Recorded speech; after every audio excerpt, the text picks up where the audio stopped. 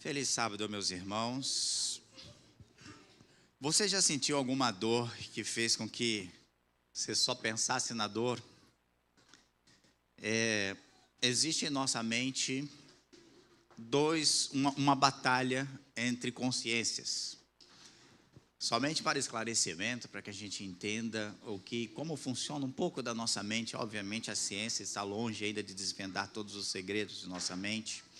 Mas existem dois sistemas em nossa mente, um chamado simpático e outro parasimpático. E esses nomes são dados, por exemplo, o simpático é aquele que nós temos controle. Eu consigo escolher piscar os olhos, consigo escolher falar, consigo escolher movimentar as minhas mãos. E tem o sistema parasimpático, que é um sistema automático, que ele faz com que o corpo funcione de forma automática. Quando nós comemos algo, bebemos água, há um movimento em nosso sistema, e esse movimento todo é feito de forma automática, comandado por esse sistema parasimpático. O sistema parasimpático, ele funciona o tempo todo junto do simpático. Esse nome é meio estranho, né? Por exemplo, se aqui houvesse um copo e eu fosse pegar esse copo, na minha mente eu comando para que a minha mão vá em direção a esse copo. Esse é o sistema simpático. Mas para que a minha mão chegue lá, há diversos músculos estabilizadores, músculos que se movem para que esse movimento seja feito. E esse movimento é feito pelo sistema parasimpático. Por exemplo, quando você dá um susto em alguém, essa pessoa reage, e esse é o parasimpático reagindo. É algo que está além do nosso controle. Se você toma um tropeção e vai cair de cara no chão, automaticamente nossos braços são colocados à frente. É um sistema de defesa. Existe uma condição que ela é causada por um extremo sofrimento. A ciência chama isso de hematidrose. Hematidrose. O que é isso? É quando uma pessoa está em extremo estado psicológico estressado e os seus vasos periféricos se rompem e a pessoa soa, junto do suor sai sangue. Por que eu estou falando isso? Porque naquela quinta-feira em que Jesus estava no Getsemane, a palavra de Deus nos diz que ele suou sangue. Quando alguém ouve isso, algumas pessoas acham um exagero, acham que foi algo sobrenatural, mas não.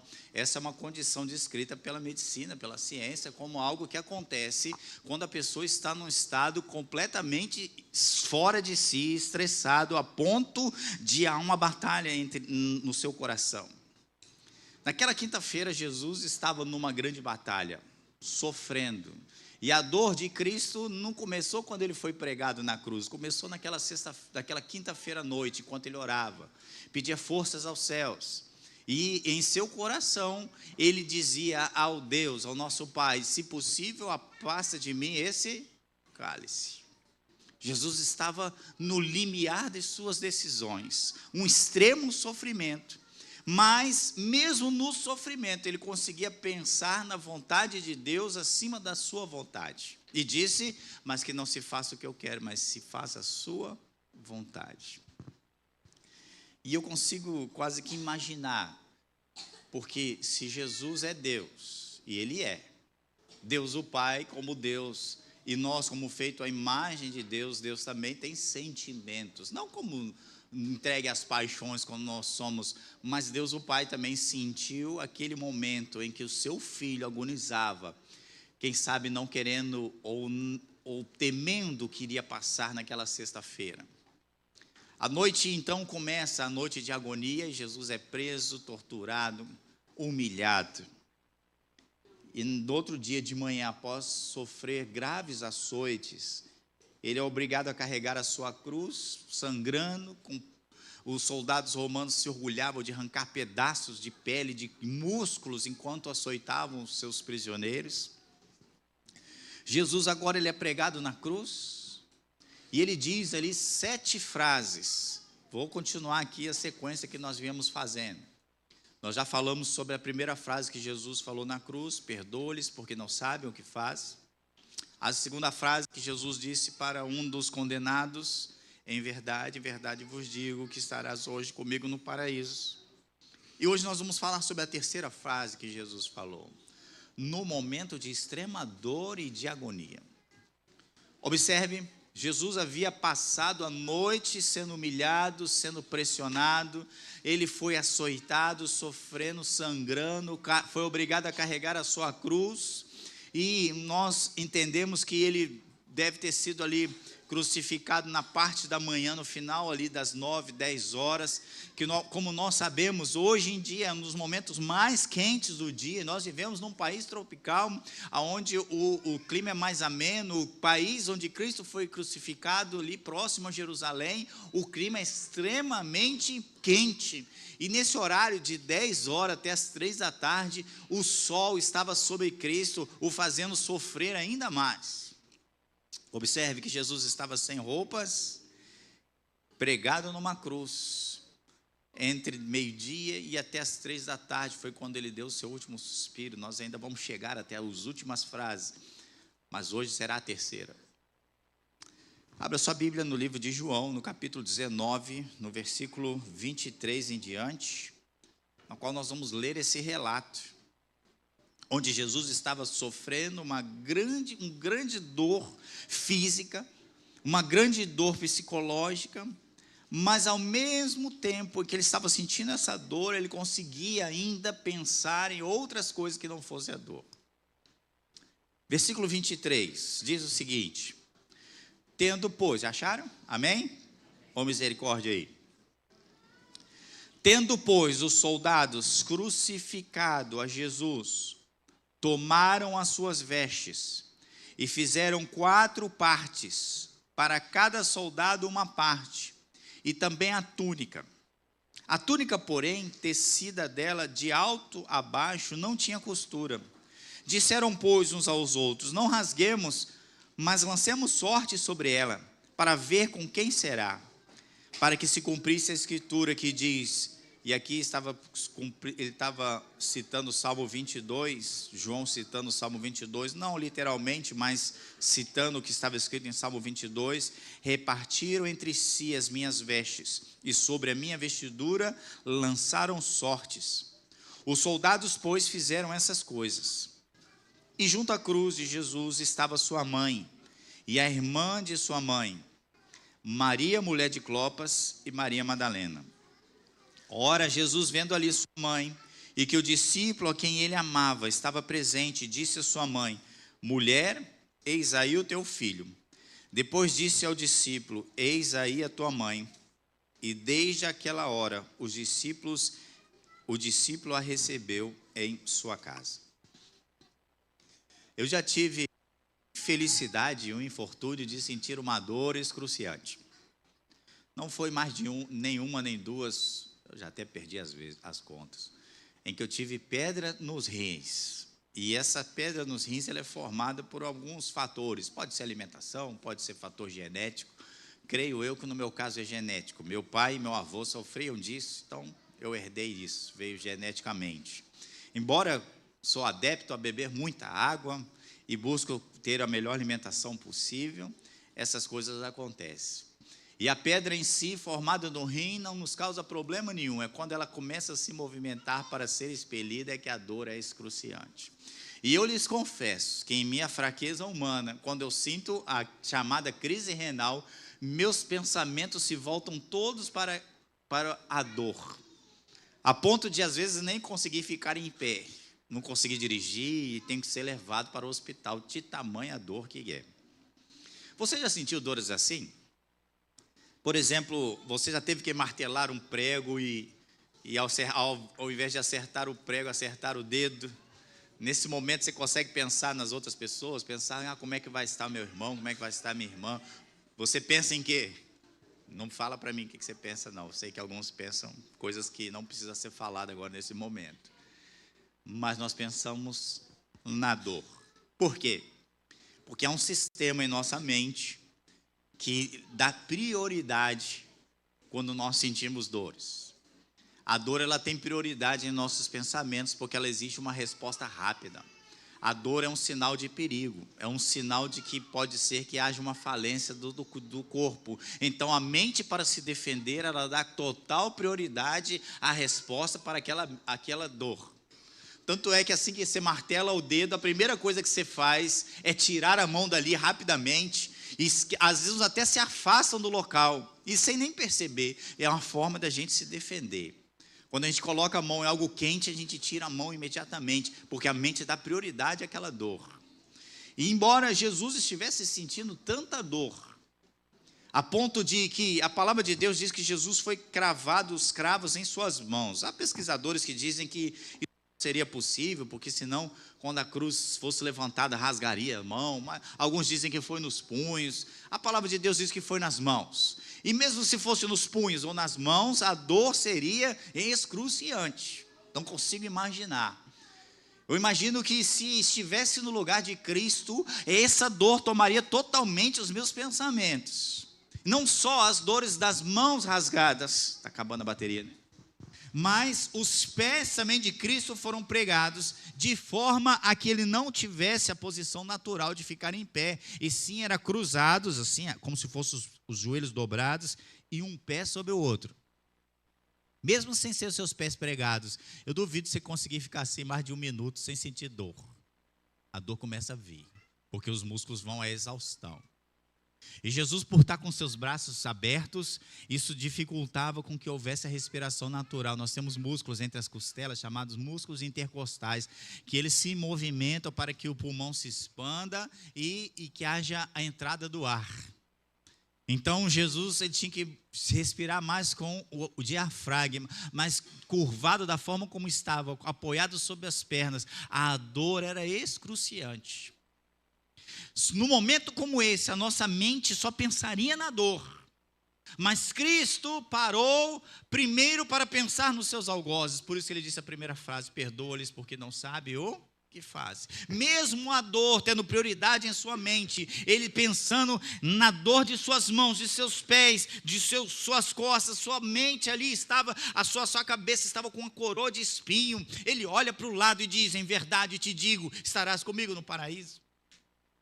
Mesmo com dor tamanha que eu não consigo imaginar, embora consiga vislumbrar com a dor que eu senti renal, que me fez ficar a tal ponto. Uma vez, doutores que estão aqui presentes, uma vez eu segurei pelo pescoço, assim, pelo colarinho, falei: pelo amor de Deus, me apaga, senão eu vou te dar um tapa. Eu falei outras palavras, porque eu não aguentava de dor. A dor tomou totalmente o meu pensamento e me fez sair fora de mim. O médico bondosamente me deu um remedinho que eu apaguei em menos de 3 segundos. Eu agradeci ele, depois agradeci, abracei: obrigado, tá? Você me salvou. A dor é terrível, mas não é nada perto do que a dor de Cristo sentiu. E agora, mesmo nessa dor, ele olha e vê a sua mãe. A mesma mãe que em João capítulo, nos seus primeiros capítulos, né, fala ali sobre o milagre, quando Jesus transforma a água em vinho. Aparentemente Jesus a distratou quando disse: mulher, que tenho eu contigo. Não foi isso que ele falou para Maria? Maria chegou para Jesus e falou: Jesus, acabou o vinho. E ela falou: mulher, que tenho eu contigo. O livro de Mateus mostra que certa vez Jesus estava com seus discípulos e chegou um recado dizendo: ó, está aí fora sua mãe e seus irmãos querem falar contigo. E Jesus então aparentemente a distrata de novo e diz: quem é minha mãe e meus irmãos senão esses? Apontando para os discípulos que fazem a vontade do meu Pai. Esses são minha mãe e meus irmãos. Na época do milagre de Caná da Galileia, Jesus disse: olha, ainda não é chegada a minha hora. Mas agora, na cruz, esta é a hora de Cristo. Esta é a hora da salvação. Esta é a hora em que o cordeiro seria levantado, como Moisés levantou a serpente. Esta era a hora que Jesus disse que quando fosse crucificado, atrairia todos para si mesmo. Jesus estava em sua hora, em que o momento em que estava sobre ele todos os nossos pecados e a culpa pelo que eu e você fizemos está sobre Cristo, e ele sentia não só a dor física, mas a dor também espiritual. Ellen White diz que o seu coração se rompeu, tamanha agonia e dor de ter sobre eles o pecado de cada um de nós. Nesse momento, Jesus olha e diz para sua mãe: não mais que tenho eu contigo, mas ele diz: mulher, aí está o teu filho. Interessante. aí está o teu filho. E ainda teve energia e força para olhar para João, aquele que acompanhou Jesus de longe. Todos os outros discípulos fugiram. João também não foi tão corajoso, ele ficou de longe, mas na crucifixão ele estava lá. E Jesus olha para João e disse o seguinte: eis aí a tua mãe. Foi o suficiente para que eles entendessem agora de que João tinha uma responsabilidade de cuidar de Maria. Alguns dizem que não, que Jesus deu ali a Maria para cuidar de João, mas era algo mútuo. Um deveria agora cuidar do outro. Havia-se um costume de que o filho mais velho, né? Ou o filho mais novo, perdão, me confundi. O filho mais novo deveria cuidar da mãe. Se ele, caso falecesse, ele deveria arrumar, se ele, caso, né, estivesse assim a ponto de falecer, ele deveria arrumar os meios. Se falecesse de repente, os outros irmãos cuidariam. Jesus estava ali agora tomando um cuidado com sua mãe. E aqui nós podemos tirar algumas lições desse texto, lições grandiosas. Eu prometo que eu vou ser rápido, que já são 11h35 e nós temos que fazer ainda a comissão. Primeira lição. Quando nós lemos no versículo 23, quando Jesus fora crucificado, os soldados repartiram as suas vestes em 4. Na primeira vez que eu preguei sobre a primeira frase, eu disse que costumavam ser 6 soldados. Né, o centurião mais os 6. Mas aqui eles repartiram em 4. Um não quis participar. E eu imagino qual foram as vestes que eles repartiram. Nós vemos muitas vezes em filmes e Jesus andando com a cabeça descoberta, mas é provável que não era assim. No tempo de Jesus, todos usavam uma espécie de turbante, um pano na cabeça, porque o sol lá naquela região, até hoje, ainda é muito forte. Então você andar com a cabeça descoberta era algo ruim. Então, eles provavelmente repartiram o turbante ou o pano que estava na cabeça de Cristo, repartiram a sua túnica, que era como se fosse um vestido, que nos homens ele ficava assim na altura do joelho, ou um pouco abaixo do joelho. Homens simples, os homens mais ricos ficavam até o pé. Jesus era um homem simples, se misturava em meio à multidão, então era como se fosse um vestido que ia até a altura do joelho. Essa era uma peça de roupa. Havia outra peça de roupa importante que era o cinto. No cinto ali, às vezes levavam uma bolsa de dinheiro, às vezes levavam um mantimento. E esse cinto era uma peça importante da bolsa, da roupa de um judeu. Então, o pano ficava na cabeça, ou o turbante, a túnica, o cinto e as sandálias de Cristo foram repartidas. Mas havia uma peça em especial em que era uma peça grande. E essa peça eles não quiseram rasgar em 4. Porque era uma peça muito especial, sem costura, de cima a baixo. E observe que ela era chamada de túnica. E essa túnica, então, ela foi sorteada entre os 4 soldados. Qual é essa primeira lição que podemos tirar dessa história? Estava ali junto à cruz muitas pessoas. Estava a mãe de Jesus, estava João, estava Salomé, provavelmente, que era a irmã de Maria. Estava Maria Madalena. Estava essa mulher de Clopas, que nós não sabemos quem é, porque ela só aparece aqui. Estavam pessoas olhando para Cristo, buscando saber o que iria acontecer. Estavam ali pessoas sendo salvas, como aquele infrator que recebeu de Cristo a promessa que estaria com ele no céu. Mas também estavam pessoas que estavam buscando a Cristo somente por bens materiais, por coisas simples. Se aproximando de Cristo, querendo que Ele lhe desse uma sandália, lhe desse uma túnica, lhe desse uma roupa. Sabe, Jesus pode sim nos manter. Se você se aproxima de Cristo buscando, Senhor, eu queria ter uma sandália, eu queria ter um sapato, eu queria ter uma vida assim, eu queria ter esses tipos de bens. Essa é uma forma de se aproximar de Cristo. Mas ao fazermos isso, nós perdemos a mais importante de todas, que é a salvação, a busca pela libertação. Ali estava acontecendo o pagamento pelos nossos pecados, e aqueles soldados só estavam preocupados em bens materiais. E aí, eu e você, como cristãos aqui nessa igreja, pastor, mas isso é para os de fora. Não, é para os de dentro. Quem sabe eu também estou aos pés da cruz com o mesmo sentimento daqueles soldados. Quem sabe a minha relação com Cristo tem sido uma relação materialista, em que, quem sabe, busquemos favores de Cristo. Se o Senhor me curar, eu vou continuar seguindo. Se o Senhor fizer isso, se o Senhor resolver meu problema, se o Senhor me tirar dessa situação, eu continuarei fiel. E muitas vezes estamos aos pés da cruz aqui na igreja, mas buscando somente recompensas terrenas. Muitas vezes esquecemos isso. Muitas vezes deixamos isso em segundo plano.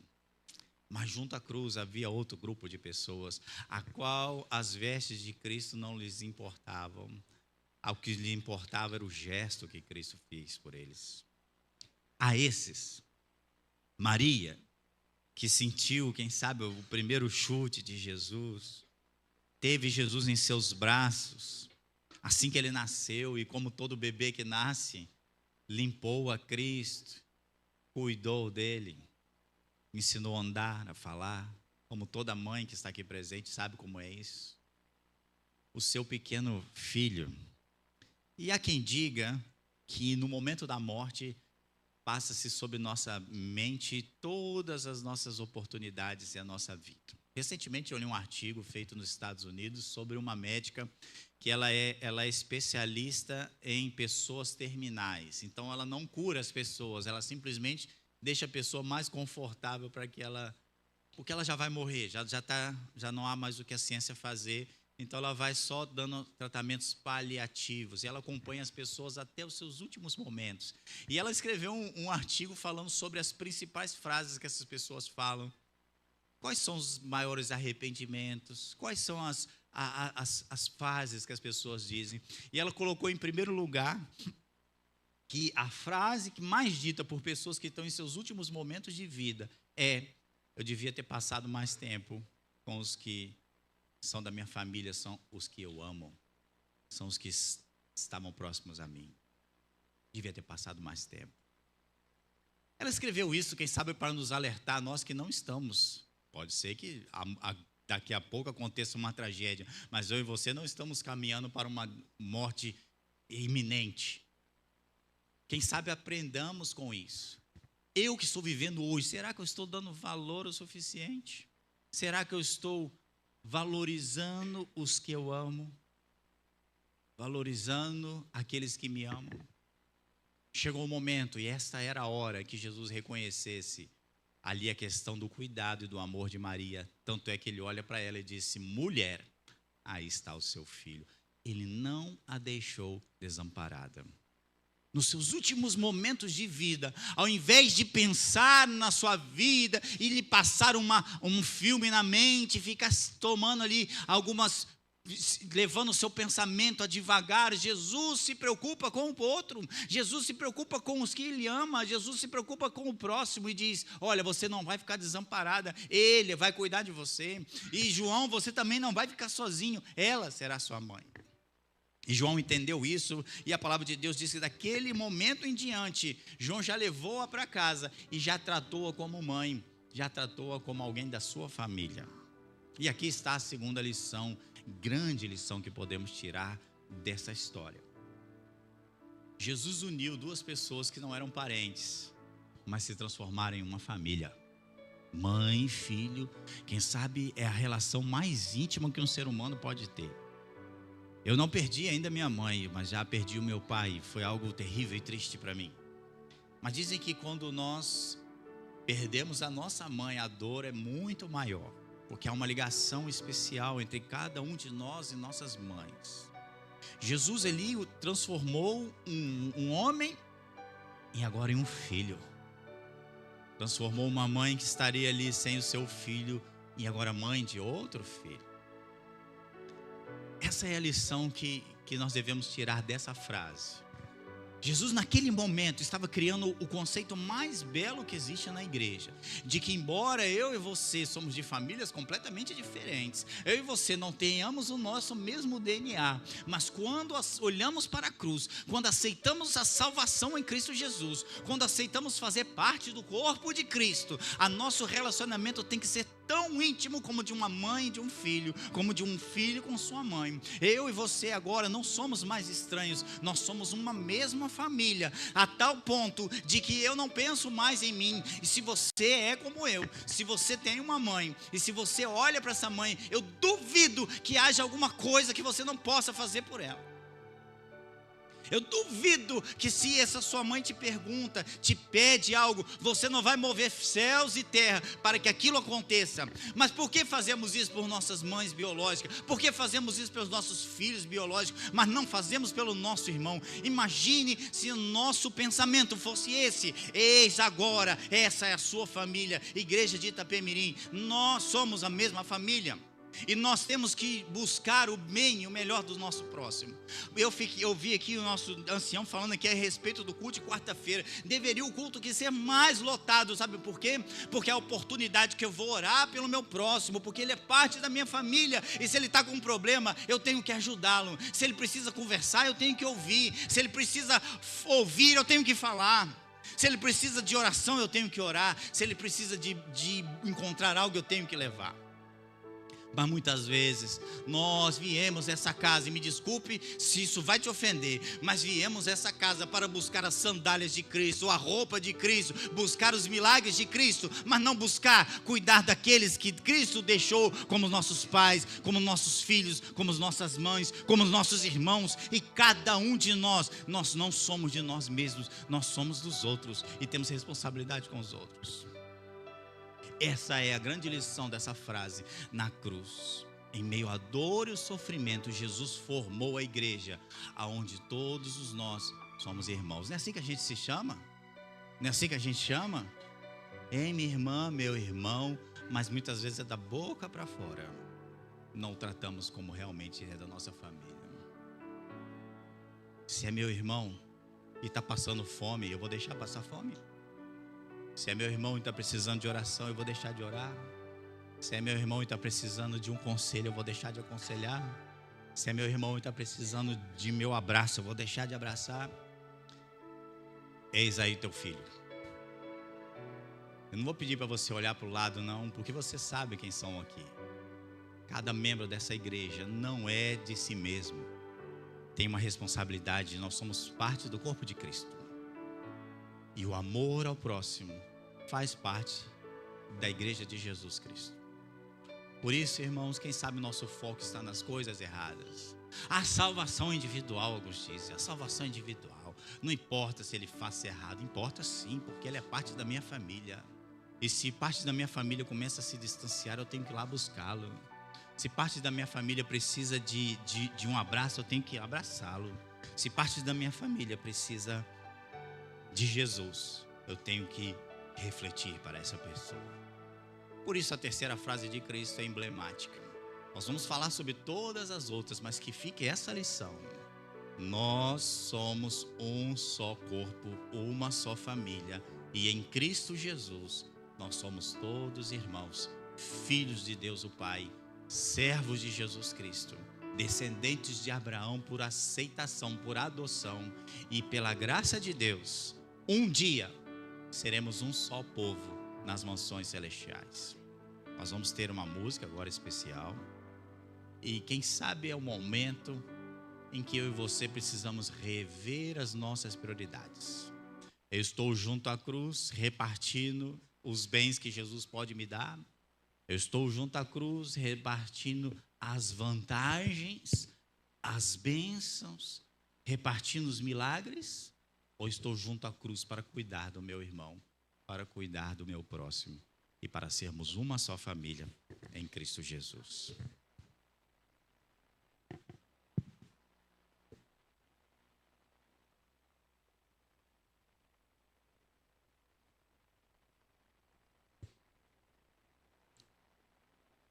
Se as ondas desta vida destruírem tua fé, fazendo que duvides de que em breve voltarei, volve os olhos passado, ver na cruz o meu sofrer. Queres provas mais do que estas? Tanto amei que a vida dei.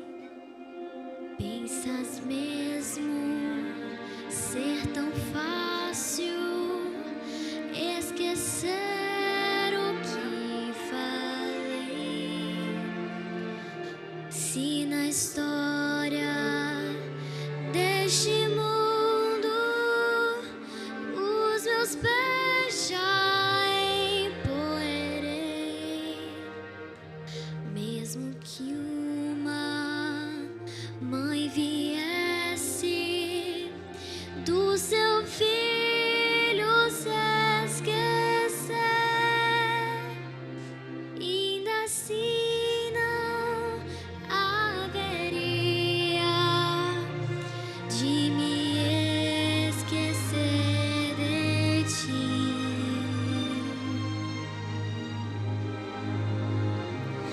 Mas ainda que demore, ou mesmo que pareça, um dia prometi voltar e pronto estou a cumprir.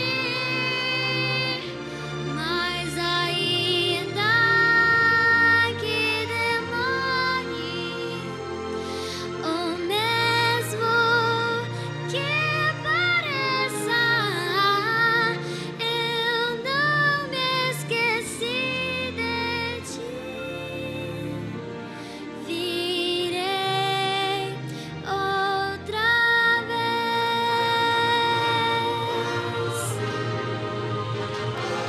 Mas ainda que demore,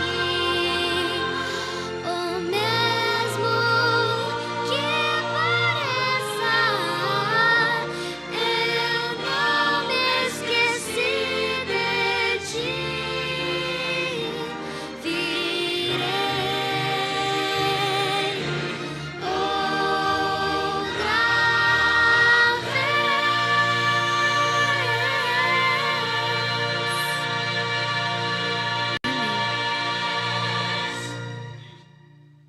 Vamos colocar de pé para orarmos. Querido e bondoso Deus, eterno Pai, quão rica é a vida de Jesus Cristo. Quão maravilhoso é o seu momento em que, em meio à dor, em face da morte, Ele nos dá um ensinamento de que devemos nos tratar como uma família, como unidos em Jesus Cristo. Por isso, ó Deus, derruba as barreiras. Por isso, ó Deus, que em nosso coração caia o egoísmo e ao buscarmos, que não estejamos entre aqueles que estão dividindo as suas vestes, estão por bênçãos, por milagres, mas que estejamos aos seus pés, como servos seus, como uma só povo, uma só família, em nome de Jesus. Amém, Senhor.